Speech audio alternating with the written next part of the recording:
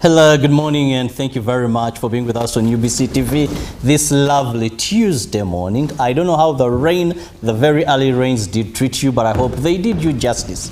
And what do I mean by justice? If you're an early riser and you have to get to work early, definitely, you must have tasted a feel of them. But of course, we thank the Lord, the Pearl of Africa. Now, at least in the 5 divisions of Kampala, it did stop raining, and I want to believe what is referred to as by KCCA as temporary stagnation of water has now settled. You know, if you've not heard of that term, I learned it from the current spokesperson of KCCA, that we don't have floods in Kampala. What we have is temporary stagnation of water. Very interesting phrase. I don't know what it is where you stay, but that is what happens, because after a few minutes, the water has disappeared. With floods, it would have remained there for some good time. Now, this morning, I have a guest that I know so many people in Kampala would want to hear from. Many city dwellers, because of a number of issues that are happening.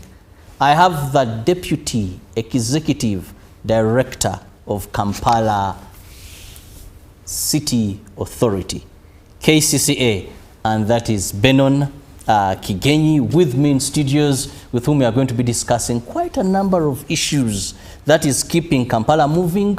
We'll look at enforcement, we'll look at trade order and transport management in the city. Join me, welcome my guest this morning. You're most welcome, sir. Thank you very much. Good morning to you all UBC viewers. Good morning, Kampala. Good morning, Uganda. I'm happy to be with you this morning. And I'm ready on behalf of the people of Kampala and Ugandans to ask those paining questions that they have. I'll do it on their behalf. So when I'm asking you, please, it is not me. It is the spirit of the people of Kampala, the dwellers, the concerned Ugandans, that will be asking these questions. But before we go any further, let's begin by understanding what is the mandate of KCCA? Kampala Capital City Authority has a very wide mandate, but largely to make sure that the area so displayed at Kampala Capital City is indeed alive, is well planned, and the people of Kampala are able to enjoy the services that any local authority, urban authority offers, to minimize the obstructions and allow the people of Kampala to grow with the city of Kampala. It is an opportunity for them to be able to do a business without the obstructions that hamper them. Now, that said, we are going to be looking at a number of areas that are currently concerning Ugandans. And allow me, on behalf of the city dwellers, begin with the aspect of enforcement. Because of late, we've seen so much efforts put in that direction. Many Ugandans have appreciated that, at least for the first time in so very many years, you move through the city that is worth a capital city in terms of movement. You move through a city and you're proud to belong to that city, even when you're a pedestrian. Now, Deputy ED, when we talk about the enforcement as KCCA, one, how did you arrive to this? And what should Ugandans continue to expect in that area, if at all there is? First of all, Kampala as a planned city authority precinct is supposed to have an orderly flow of things. If you're looking at issues of transport, you need to find where there is transport. If you are looking at the greenery, see a smooth greenery. If you're looking at workspaces, markets, to know that this is a market, this is an entrance. If looking at garbage, this is where garbage is. Now, it takes us back to the theories of McGregor, theory X and Y, that somebody in their own right is alive and can do things even without being told. But we are also aware that unless they act upon them sometimes, they don't do what they should do. As a result, we are forced to bring the stick in the fray of things to ensure that the people of Kampala that are keeping law and order are not disenfranchised by those who do not want to keep order. And you did make a statement that until very recently, people are now walking in Kampala and having a feel of a city. But beyond that was an element of enforcement. On the 5th day of February, we did announce that we're going to enforce trade order. And when we did announce that we shall enforce trade order, the next thing that we said was that there will be voluntary implementation of the trade order. And then it went on for a full 14 days. We kept on engaging those people. And then on the 19th, when it lapsed, at the strike of 20th February, we came in motion to remove every paraphernalia that was being used as a trading post. Some of them had stones, some makeshift rafters for laying their things on the streets. Many of them had kiosks placed in places they shouldn't be. We removed all those materials to be able to have a clean city.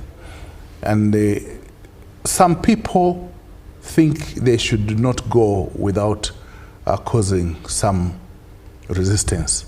It's a new word I have found on the streets of Kampala, gumite.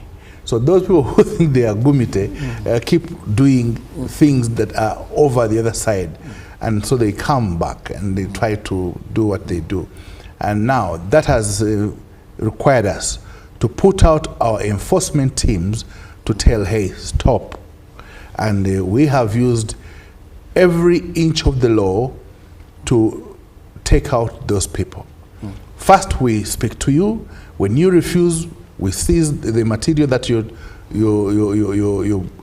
continuing to bring that offend the space that you are working in, take it to the stores and take you to the court. Now, we have gone ahead to make sure that the people that will be engaged in the enforcement teams have a body camera. So all the people that we have gone to and taken any action since the 20th day of February, we have recorded, we've taken the footings to help in the prosecution, but also to help them identify their properties when they come back. Those properties are seized. We take them to our storage. But when you come back and the court says caution statement, you can take your things, don't do it again, you come back and we'll sign with you a memorandum of understanding that you will not be back on the streets to do that obstructive action. And that way, we have had a flawless enforcement process that has not caused fist fights like it used to be. It's been an issue of engagement. Now, yes, we agree and commend KCCA for actually taking vendors off the streets and other areas that really are not very pleasant. Yesterday I saw a place commonly known as Kaja for many of persons with disabilities were there.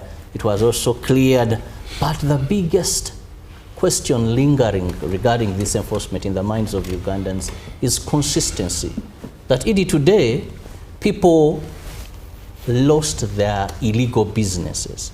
I'm sorry to call them illegal because they were illegal, and that's why KCCA moved to enforce. Yes. They lost their livelihood, say, or source of earning or something like that. But then if we wake up after 6 months and other people occupying spaces they did occupy, the worry of Ugandans is, are you going to hold this? Are you going to hold this campaign?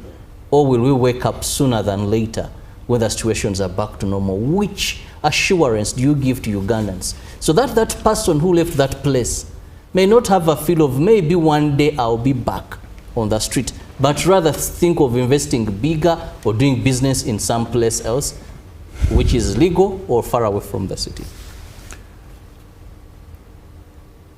Let me premise this on the fact of the area. Kampala capital city land area is 195 square kilometers. That is from Chanja, Kumbuzi as you normally know it, to the lake, from Banda all the way to Busega.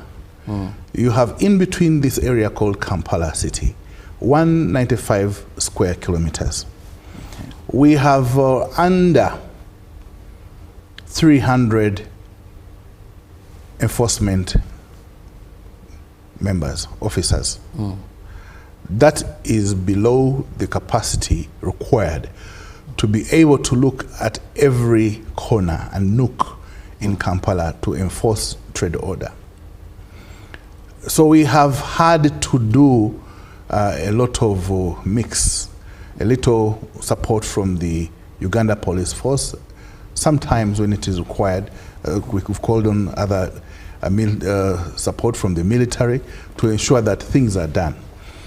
And we have not stopped at that. We are planning to increase on the numbers of the enforcement teams to enable us to be able to cover the distances in all the 5 divisions of Kampala. That way, we'll be able to do a good job. But we're not doing something for just today. We are doing something that we want to be proud of next year, so that when February next year comes, we can say we have had a year of holding up, of dominating those places, and as a result, this is what we have done. And I can tell you, removing the people in the CBD exposed us as an authority management. Those people were seated on drainages that were blocked. They were seated on and covering up ditches which were manholes, and they had taken the manhole covers. They had taken away the pavements of the streets. They had cooked on the tarmac, and the tarmac was wearing away. So it exposed us, and we now have to come in and invest in making sure that the CBD does not look scared. We moved especially quickly on the non-motorized transport corridor, Loom Street all the way to Namirembe, and they replanted the greens that had been spoiled. Because that road was in fair condition, we also paved it, and we found a lot of that. We actually also washed it, and after the CBD getting a little eased from the pressure of the hawkers and vendors, we now began getting into the other divisions. So you'll find us in Kabalagala, you'll find us in Kasubi, you'll find us in Busega, you'll find us at Salama Chibuye, you'll find us in Chanja, trying to take that which was made good at the CBD into the countryside. And that way we'll be able to ensure that everybody tests what is being appreciated by the people who are now coming into the CBD and saying, wow, so you mean I can go down to Chikubo and have a walk like this? I can be at bench one and walk without obstruction? Because this was not possible in January. It was a maze of things and a very embarrassing situation that we found ourselves in. But we are happy that we have moved the distance, and it is a distance that we also appreciate on our side, and we want to make sure that we do not cede to any pressures to bring dispute to a city that is evolving in a very beautiful way. I love the fact that you've used seed to any pressure to backtrack on this. Now, one of the other questions that lingers when we talk about this enforcement is that there's been this question, ED, what are the plans, if any, by KCCA for some of these people that lost places where they were working, despite one who noting that these were illegally occupying there? We've had the market stock, and I want to hear it from you, where many are saying these spaces are not there. They're saying the people you evicted have no capacity to get into this. I was discussing and having a chat with the Abalema, they are known as the Abalema, Mukajan. They were telling us now, Robert, okay, Katife, what next? You weren't even on the streets. So as the body, KCCA, do you have any plans? Are these real? Are the people say not honest when they say that they were advised to go to places, yet spaces were not there? Many times people love to play victim. And it was amazing that there were people who had merchandise that was fit to be in a shop. Somebody has 40 electric kettles. Somebody has 200 flasks. Somebody has material that actually can make half the line of a small supermarket, and they are on the street because the issue there was easy access to the people to buy. Somebody has 2 sacks of capes which go for 8,000 or 10,000, and there are 2 sacks. That guy has certainly sufficient capital. Now, when we're beginning this story of removing the hawkers and vendors off the streets of Kampala, we did our homework. At that time, we had 2,520 workspaces within the 17 public markets of Kampala, not to count the 78 private markets of Kampala. We were also given 1,980 workspaces in the neighboring markets, public markets in the greater Kampala metropolitan area.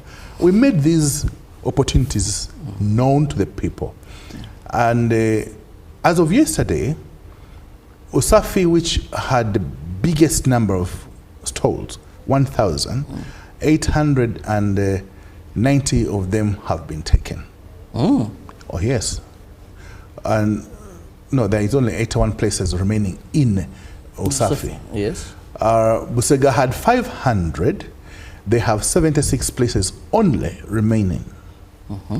Nakawa, for unknown reason, has not gotten many people because they have about 100 workspaces still available. Surprising, Wandagea has 76 spaces still available as of yesterday. Okay. Many of the people that were on the streets were actually people who were working in the markets, B, people who were working in the malls and had now came down to compete with the hawkers. And there are also people who were trying to be speculators. I can make it if I stayed here long and be a street guy, being street wise. Now, many of these people retreated either to their workplaces or those who were genuinely without a place to work went and took spaces. Now, there are also people who were teasing out, maybe I'll make it. And when they realized the situation is not going to allow, they went away. Because this did not take very long. The situation deteriorated between November and January. Okay?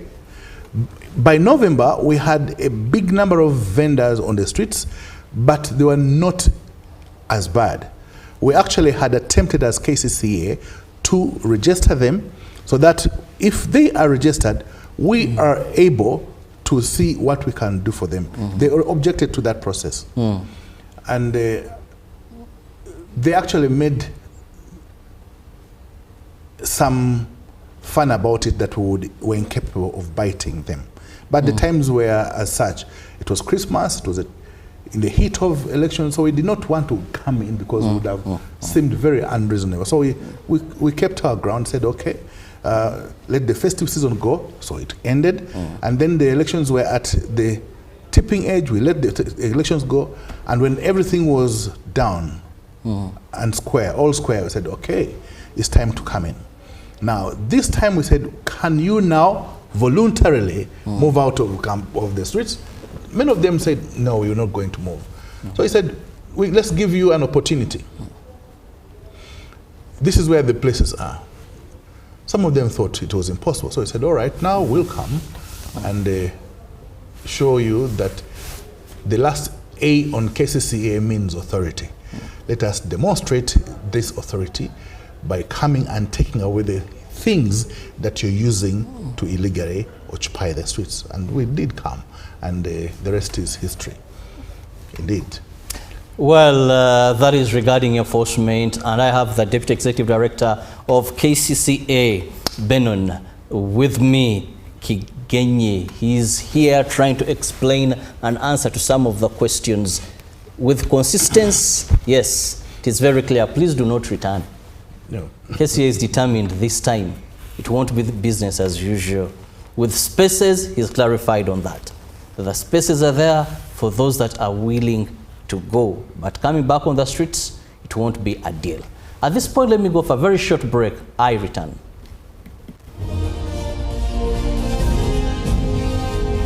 Live from UBC Studios in Kampala, this is Good Morning Uganda Extra. Exercise can't be sustained. Eating can't be stopped. It's even harder to lose weight. Come and give it a try. Genshikang L-carnitine chromium capsules, plant extract, scientific ratio, take 3 capsules each time. The active ingredient accelerates fat burning,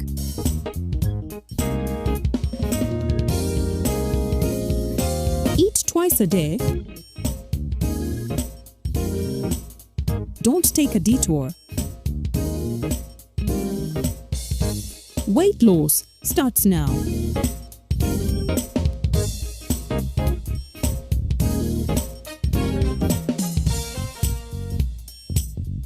Genshikang L-carnitine with chromium capsules helps you stay in shape. Please follow medical advice when taking this product. For more information, visit our website www.hgo.com or call 0800 335555.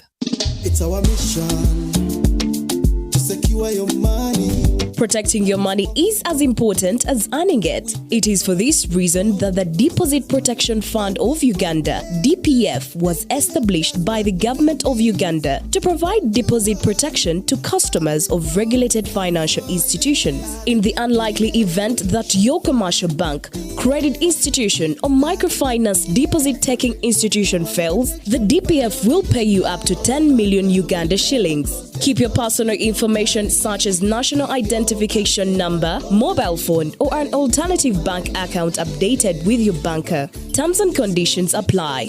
For more information, contact DPF at Aha Towers, Plot 7 Lodell Road, Kampala. Call 0312 206 400 or visit our website at www.dpf.or.ug. We are the DPF. We protect your money. Protection Fund of Uganda. Are you looking for a home away from home? Then this is the place for you. My name is Chini Kaji, and welcome to Hotel Le Confidential. With 84 comfortable rooms where you can relax and feel safe. Each room has a lovely view of green vegetation, Wi-Fi, air conditioning, and a tasty breakfast. Children can have fun at our kids' water park and our kids' play area. You can also enjoy our world-class health club, spa, sauna, gym, boutique, and sky blue swimming pool. Thank you for choosing Hotel Confidential, where every stay is unforgettable. Come and stay in comfort, right at home, today, tomorrow, and always.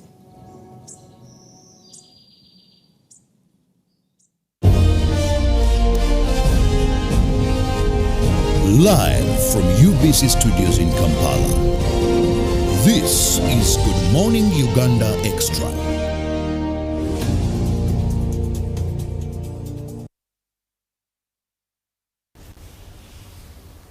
Welcome back from that break, and thank you so much for being with us on UBC TV. It is the Extra, and I have Benon Kigenyi, who is the Executive Director of KCCA, with whom we are looking at keeping Kampala moving. We are looking at the enforcement, the trade order exercise, and also we shall look at transport management in the city. But briefly, before we leave the enforcement, where we've seen sanity, order restored in the city, allow me also ask issues regarding your enforcement team. You talked about a body cam camera, them wearing it, but we've also had issues raised by your bosses, the city drillers, saying sometimes they act unprofessional, sometimes they use excessive force. The element of corruption, I must say you've fought it. I want to commend the new management of KCCA, at least to a certain extent.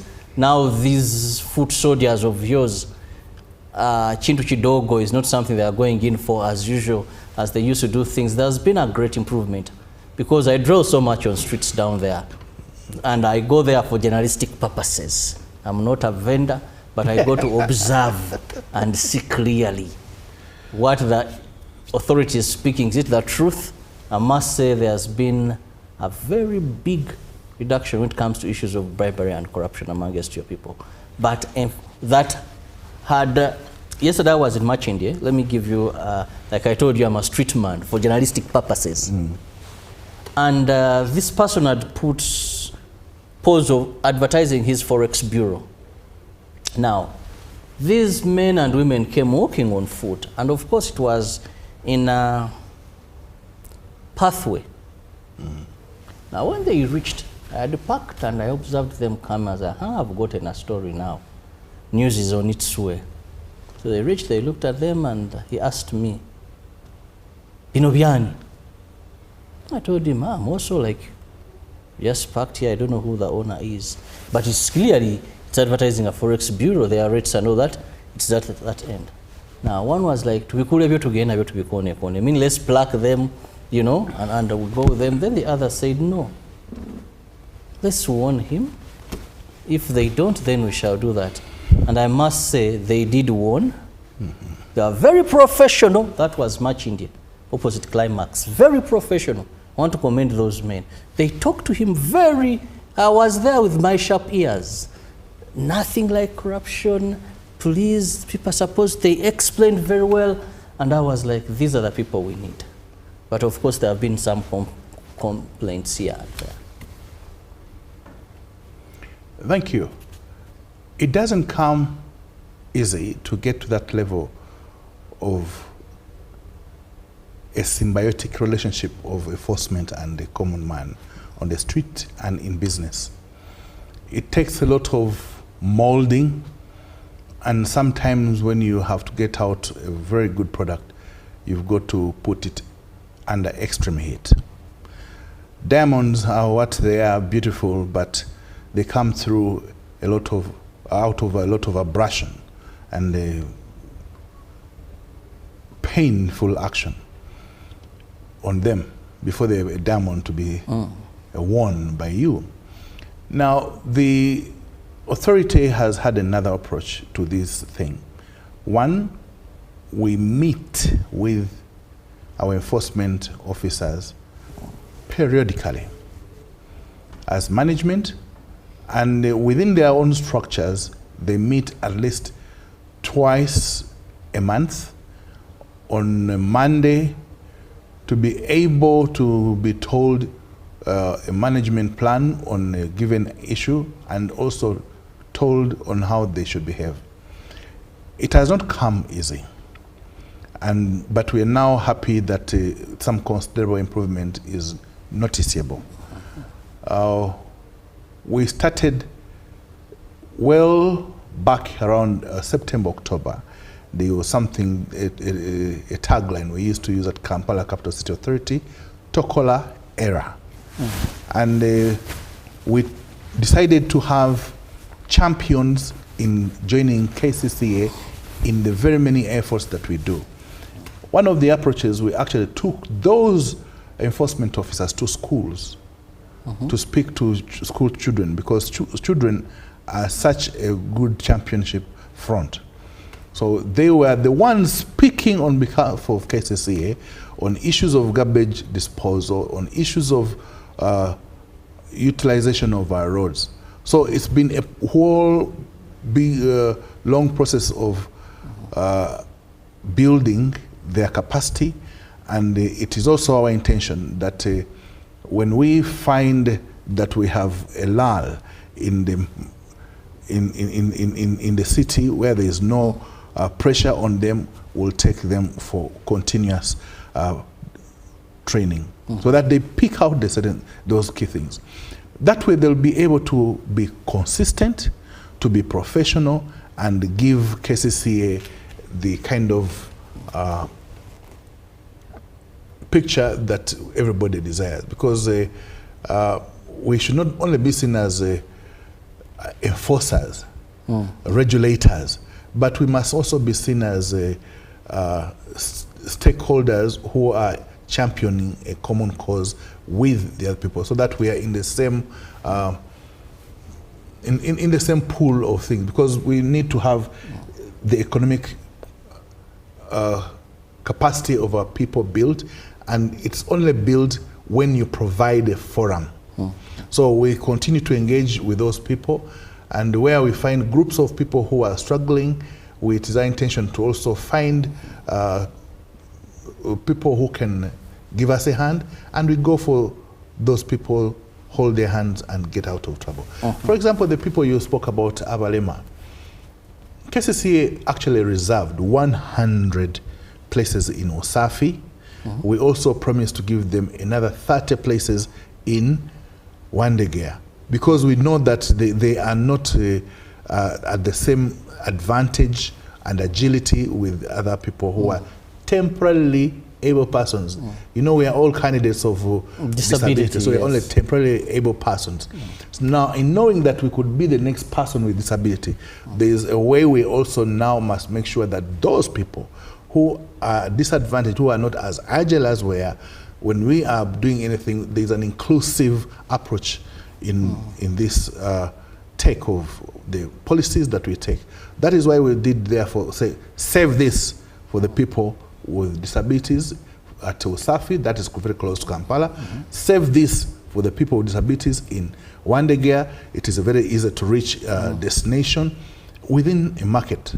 And if they take those workspaces, I'm very sure they'll be able to change.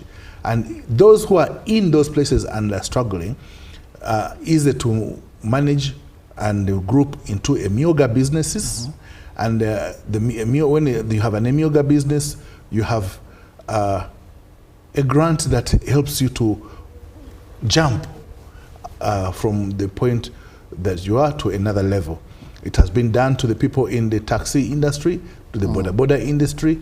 Why wouldn't it be done for the people in the market who are struggling? So it is an issue of building a front and saying, yes, we are here, but we would have loved to get a little more support to do better.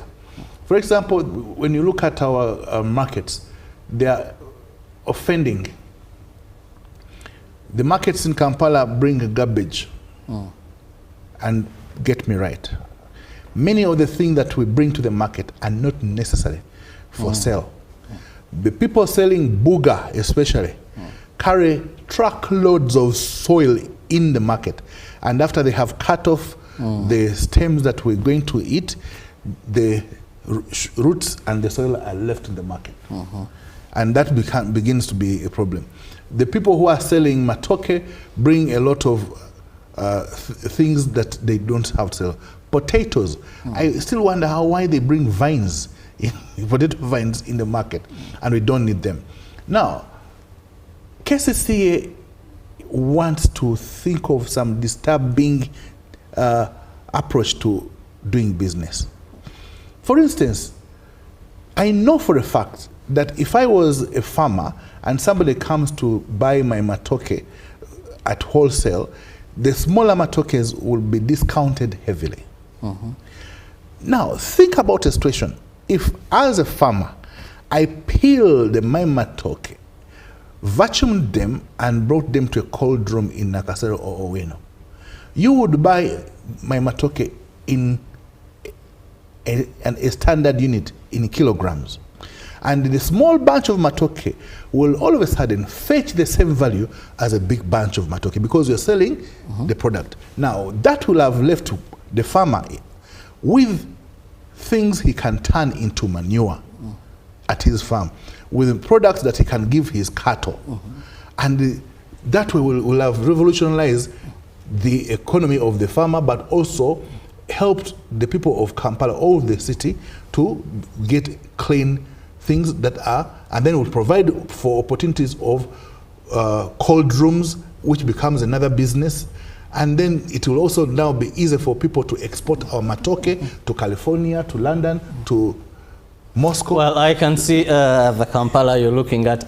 Idi, of course, some have cultural feelings. One will tell you, Omusajja Omuganda, toke lyenjagala, over want this. But of course, we may get there one day. But away from the enforcement, there's another ulcer. The cancer has been cured. Now let's go to the ulcer. That is the order in transport.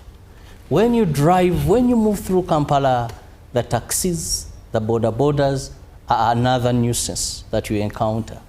And we've had several attempts to regulate, to formalize, to bring order in this sector. But they seem, Executive Director, to take long. In Uganda, we say, Ganyana, Ganywe bamugumikiriza. So Ugandans have waited for this calf to reach a stage where they can taste the milk. But it seems it's a long wait. We may not have to wait longer. When we solved the multitude of mass on our streets which were doing business there, everybody else now began seeing that the next thing was the transport sector generally. Why? We have 1,001 parking lots for vehicles, which should be in the taxi parks.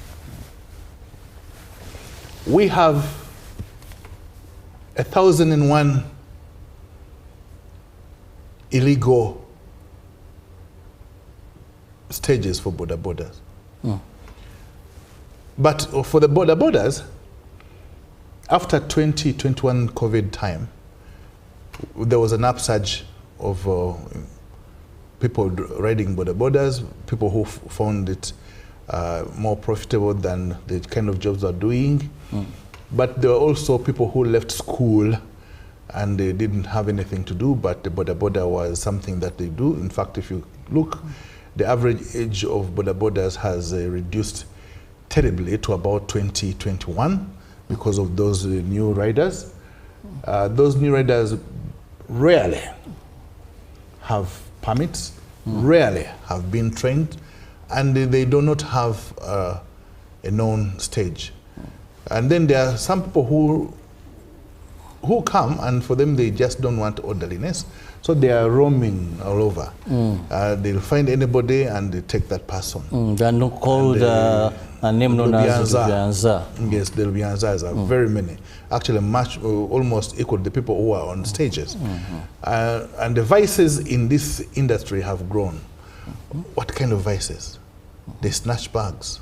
They do there are some kind of ganging up of sort where people come and they do certain things and you don't know what to expect. You think these are legal people doing a good business, only to be surprised they're the ones beating up people.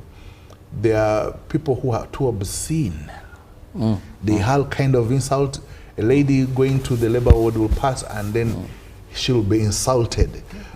Somebody will be walking because of their size, big or small, they'll be insulted. When it comes to height, whatever. It is for them. It is any size is an attribute of something very crazy. They'll throw something to you from by how you've dressed. It doesn't matter whether you're in a suit or you're in a free shirt. They'll find something to describe about you that will unsettle you. Those guys will force you to be on their bikes, or they'll force you. We used to have guys of Umeme known for their horrible words. Now, these borders have taken it to another level. And so we are concerned. That's the inconvenience. They'll scratch your car. They'll knock you. During the rush hour, they'll dominate the interchanges and cause unnecessary gridlocks.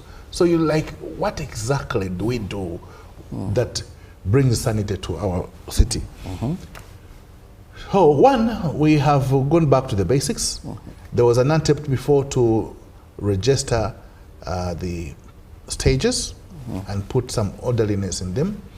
We have so far 166 stages which are allocated on government land, and some which were on private land. So in total we have 929 stages of assigned to our borders across the 5 divisions of Kampala. 929. And we think that is ample. 929, each having a maximum of about 30 persons. And within given distances from one another. So you just don't go around a building and find another stage. No.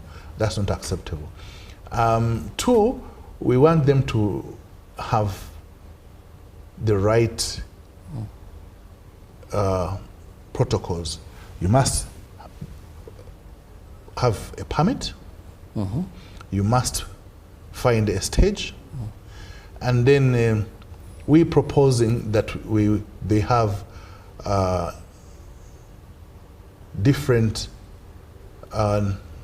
numbers allocated to them, or uniforms allocated to them. That is still a little teethy, but we know that if we got these people to have a uniform, they'll be able to. You'll be able to know that this one is a rider in Kampala in a division X. So if so these reflectors. Yes. So if it is 9 p.m. And you are in the CBD, you do not call somebody who is going to Rubaga take you to Nakawa. If there are 2, you say and that kind of situation. And then the Rubianzas will get out of this story. But we also know that some people have had their own stories and think used the borders severally. From long ago, they play politics sometimes about it and said that one is so and so's person, but we're trying to take out the political part of it and say there's an economic part of it, there is a civil part of it, and these are the things that we have been painstakingly discussing. That's why it is taking a little longer, but we're about to break even. We have engaged the different border organizations, and there are many, but we're trying to even out and find the flow so that when we finally say, yes, we are going to do this, we shall do it. For the taxis, they also used to have many fronts on which they would fight. You had many people having their own management, but they now have a common management. The Uganda Tax Operators Federation, UTOF. Now that has helped us speak to one stakeholder. We wish this was the same for the borders. And we have advised them what we want to see. And he allowed them a period in which they can do self-evaluation and a voluntary implementation of the issues that we have discussed. Namely, vacate the streets, vacate the illegal areas, vacate the bends, vacate the roundabouts like at the flyovers and get back into the taxi parks.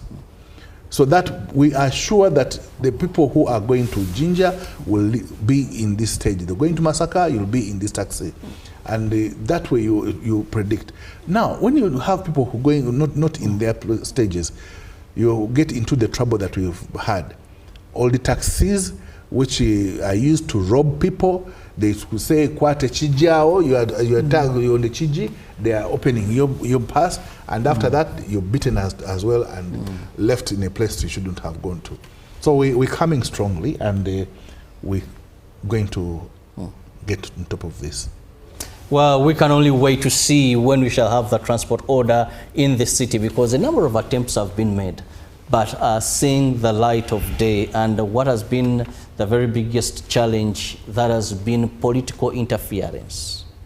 ED, I must let you know, which I'm sure you know, that Kampala political interference becomes a challenge. Border have shrived on this for a very long time.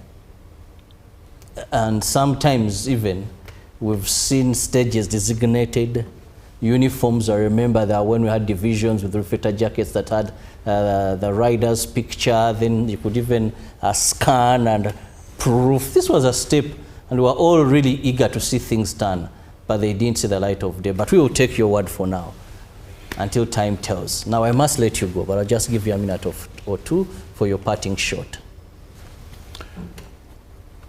Thank you for watching UBC this morning and having me on this show. I want to give the people of Kampala comfort that Kampala Capital City Authority is up to the game. We're here to make sure that we give you a smoother city, a predictable city, a space where everybody is participating and able to do business. We want to assure you that we're listening to the calls from the people of Kampala. We hear you out loud and clear many times when you say there is this and that, you want this. We are a listening team, and we are going to keep engaging with you to ensure that we can have a better city. A city that you value, that is attractive, that is clean, a city that is vibrant, a city that is livable, one that will stand the test of time, and one that will enable us to proudly sit amongst the big cities and say, here we are, we have arrived, and they come and invest in Kampala. We want to invite the people to Kampala to do orderly business, to be able to partake of the good climate that is here, where you have predictability, you have security, and do many things. When I come next, we shall speak about the plans that we have for Kampala. The thing that disturb us, issues of the roads, issues of the street lights, issues of cleaning this city, which we have done with many of you in the countryside. And I want to say thank you, everybody who has participated on those Weyonje cleanups that we have every weekend. It's been amazing to see that you appreciate these little efforts. Let's continue doing this. It's our city. We gotta make it the proud city we can have. Well, thank you so much, Deputy Executive Director of Kampala Capital City Authority, Benon Kigenyi. It's been nice having you on set. And of course, many messages have been coming in, and one has told me, Robert, bring him next on garbage. If you've dealt with the transport, you've dealt with the vendors, the other pressing issue is garbage. And please, when I invite you, I'll be there. You'll be there. Sure. He has assured me I'll report back to you, my viewer, because I'm also accountable to my viewer when they make that request. I just want to wish you the best of your day. God bless you. See you tomorrow. Thank you.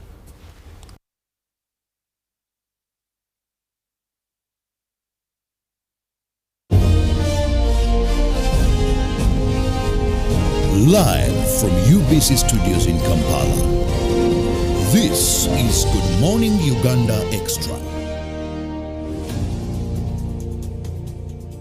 Exercise can't be sustained. Eating can't be stopped. It's even harder to lose weight? Come and give it a try. Ginshikang L-carnitine chromium capsules, plant extract,